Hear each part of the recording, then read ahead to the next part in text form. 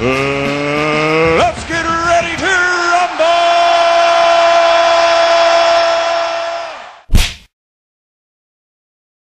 And how is Hughie negotiating for a world title if there are further hearings to come? Hughie Fury is not suspended.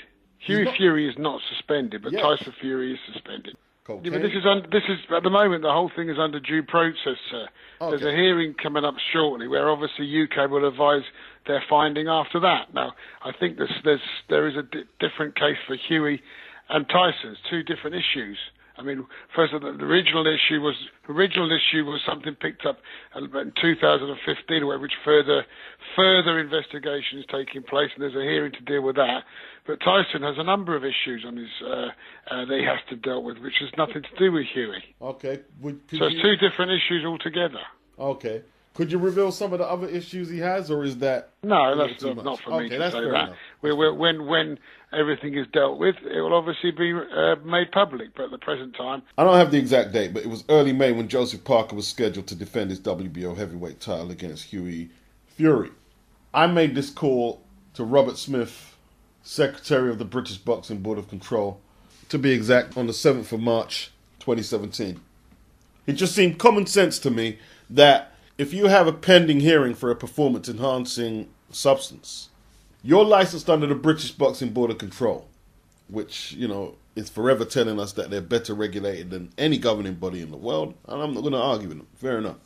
How is it that you haven't told Hughie Fury that it's probably best you don't go into negotiations for this title fight right now, with the allegation looming over your head? The title fight is in May. The meeting is supposed to be in mid-April, which has gone already, so I don't know what's going on with Ukad.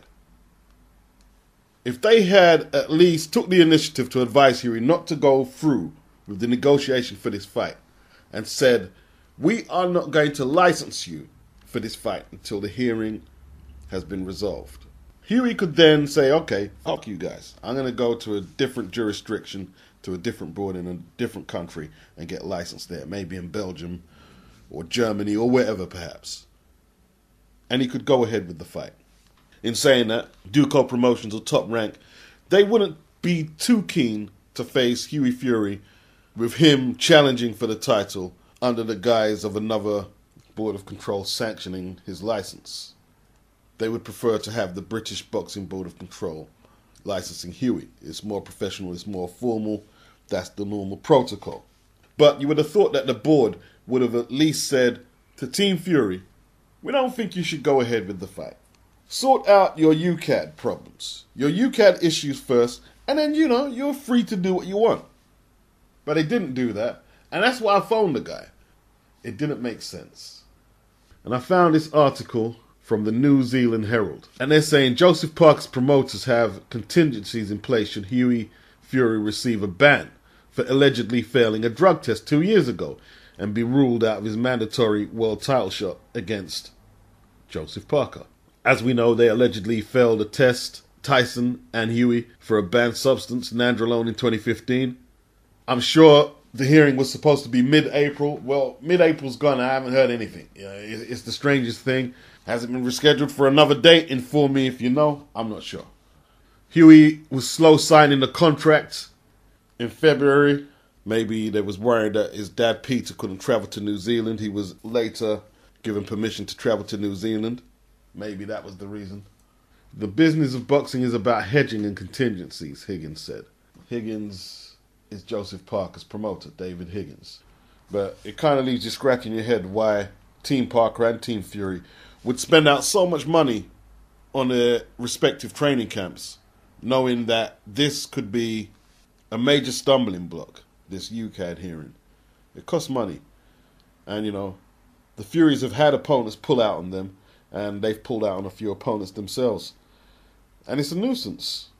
Parker is obviously going to go way down the top 15 of the WBO's rankings to pick his opponent to replace Hughie. He's left with these options, I believe: Christian Hammer, Jero Miller, Andy Ruiz, Kubrat Pulev, Dominic Brazil. This is in order.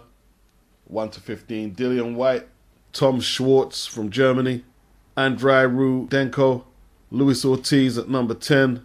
Andre Fedosov, Ajit Kabel, never heard of him. And a Japanese guy, Kotaro Fujimoto.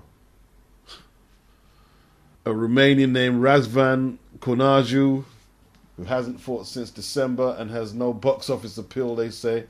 China's Zhao Zhang is the WBO's Oriental champion and a 2008 Olympic silver medalist.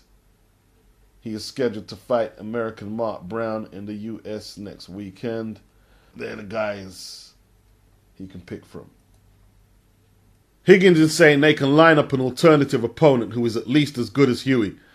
There are lots of options, but at this point, Hughie is the mandatory. Well, you'll have to go seek out the opponent. We'll see if you either delay the fight or go ahead with the early May date. We'll see what they do. The Daily Mail reported that the British Boxing Board of Control had urged the United Kingdom Anti-Doping Authority to process the steroid accusations, and it is believed the hearing is penciled in for mid-April. Right, so you urged them to process the hearing to perhaps clean it all up before the Joseph Parker fight. Well, that failed on all levels. Hughie was still going to go through with the fight until the recent pullout. You done nothing to deter him, the Boxing Board of Control, nothing to deter Team Fury from going. As far as I know, there has been no hearing. Apparently, Tyson Fury tried to get an Irish license. He's still suspended by the board, but that was shut down. The attempt to get the license from the Boxing Union of Ireland, that was shut down. Ukad are just the strangest organization. They busted the Furies. Well, not busted. The alleged allegations for nandrolone usage was in 2015, June 2015. And we didn't hear anything about their findings until after November the 15th, when Tyson won free belt from Klitschko. Now, you can't suspend an innocent until proven guilty athlete. You can't do that. I understand that. So from June 2015, they couldn't be suspended, but Tyson Fury and Hughie were aware that Ukad had made these findings. They knew. From then, you didn't know, I didn't know, but they knew. They knew. They was charged by Ukad in June 2015 for doping offences. Tyson went ahead, won the title, the free belts, and then, I don't know how it got leaked, but it was public knowledge now. Ukad came out around August 2016 and said, yeah, they've been tested positive for nandrolone. So now it's in the public domain, leaked out to the public. The British Boxing Board of Control must either have a procedure in place that this is resolved quickly in the courts and either suspend Hughie Fury and Tyson Fury. Let's remember, Tyson Fury is only suspended for the cocaine he was busted for. He's not suspended for the nandrolone. Or at least advise the pair about any ill-advised negotiations for any fight while this is ongoing. And if they choose to negotiate fights while the allegation is ongoing, we will not license you. Then you clean your hand from the situation. But it's been a total comedy the way it's been handled. The communication between the board and UKAD has been non-existent from what I'm seeing. It seems the Furies don't know where they stand. The board admitted they hadn't spoken to Tyson Fury since he was charged in June 2015. The date that the testing took place where the alleged findings of nandrolone for Tyson and Hughie was in 2015, February 2015. There wasn't a hearing of any kind until September 2016, well over a year, nearly a year and a half. Vladimir Klitschko's camp were questioning why it is taking so long to resolve, and they automatically demanded VADA testing for the rematch. Then there's also the question of obligation from UKAD and the British Boxing Board of Control that whether it's an allegation or not, PEDs is a serious problem in all sports. So if a boxer is using, even allegedly using a PED, wasn't they, UKAD and the British Boxing Board of Control, potentially endangering Vladimir Klitschko's safety if they didn't inform him? Or maybe they did and he decided to go ahead, I don't know. But I'm assuming they didn't. And if they didn't, why didn't they? Why wasn't Klitschko given the decision whether he wanted to take the fight with an alleged dirty athlete? And let's clear that up. Klitschko didn't know, because he demanded VADA testing for the rematch. The fact that there was the allegation looming over Tyson. He didn't. And they didn't feel obliged to inform him either. The rematch was scheduled for the 9th of July. It got cancelled because Tyson allegedly injured his ankle. Was Tyson stalling for time? Perhaps, so he could clear up his situation? In hindsight? Well, that didn't work if so, because they had a hearing in September 2016 to tell them that, okay, there's another hearing in April next year, 2017, which didn't manifest. I was listening to Mr. Boxing today. He reminded me that the Furies were sort of gesturing, if not threatening, that they're not going to go over there over airplane seats and airplane arrangements, really. And then we're hearing now that the reason Hughie called off is because of an injury. Mr. Boxing today, he said, well, why didn't they come out and say it was an injury straight away? Good point. Why did I make this video? If I continue, it's just going to start getting confusing, all the discrepancies and all the missed opportunities and the incompetence. I guess I'm just explaining why there cannot, in the foreseeable future, be any confidence in doping procedure. I don't think anywhere in the world, to be honest with you. I was thinking about Klitschko's reaction to when Fury was first met with the allegations of nandrolone usage. He said it's none of his business and he doesn't get involved in stuff like that, and how doping generally disgusts him in sport. But his brother did it. His elder brother did it. He looks up to his older brother. And he didn't seem too annoyed about the fact that Fury got busted. Maybe he knew. No lawsuits, no nothing. You saw Wilder, when he found out Povetkin was juicing, the WBC didn't let Wilder go through with the fight, and that was that. And Wilder was pissed off. Of course he's pissed off. Klitschko just lost 3 belts in the ring. You're not madder than what you are. Maybe you must have a real cool temperament. Or you're smart enough not to ruffle too many feathers in case people start rattling your closet for skeletons. That's not a condemnation. It's just a theory. And I remember how Povetkin was adamant he wanted to use RUSADA for testing. My God. Klitschko wanted to use NADA, which is a German doping agency. Both camps seem to have a deep mistrust of one another, and I think they both tested with separate agencies, RUSADA and NADA. Now, maybe some of my favourite boxers like Joshua and Floyd are juicing as well. Maybe they are. But I do suspect Klitschko. We all know about Povetkin. We all know about him. Do I believe that Team Fury are going to be a functional unit of fighters and, be reliable, make fight dates, and be role models of the highest order for boxing? No, I doubt they will. I really doubt they will. I look at the shape Tyson Fury's in right now. He's a long way away from returning to the ring.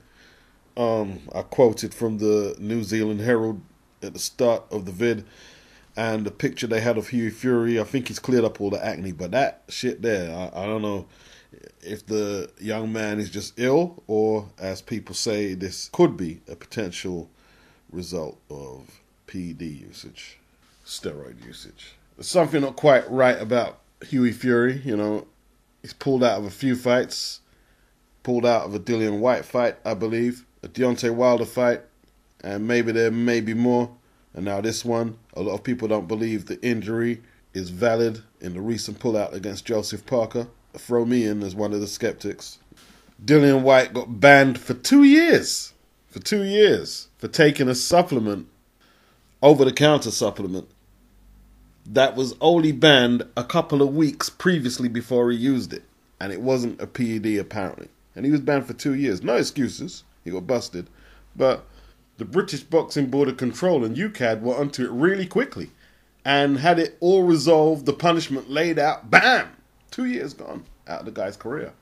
Dillian loses 2 years out of his career? I wonder if there's a case that Dillian should seek some compensation from the board, man. When I think about it. And Ukad were adamant that Whyte be punished with a 2-year ban, even though he appealed. 2-year. Sanctioning bodies, alphabet sanctioning bodies and commissions and boards, I don't think they can rein this one in. I really don't. Povetkin was basically being rewarded with title shots. No 2-year suspensions or nothing. You know, he had to get busted twice. Lucas Brown had to get busted twice. I remember when all the Lucas Brown defenders were like, oh, he's such a nice guy. Nowhere Luke took him, man. And I was like, what the fuck? Hold on. I've seen other athletes get demonized for being accused and getting suspended, but because you like this guy, you're giving him a pass. You have to get busted twice.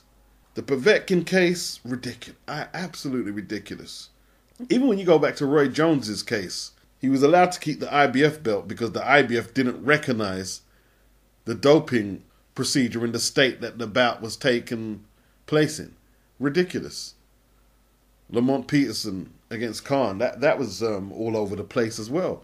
He was allowed to keep one belt, and one belt was gone. And I believe the British Boxing Board of Control are a little bit of a laughing stock right now. Them and Ukad, with the handling of Hughie and Tyson Fury right now. I ain't really got much more to say than that. Peace.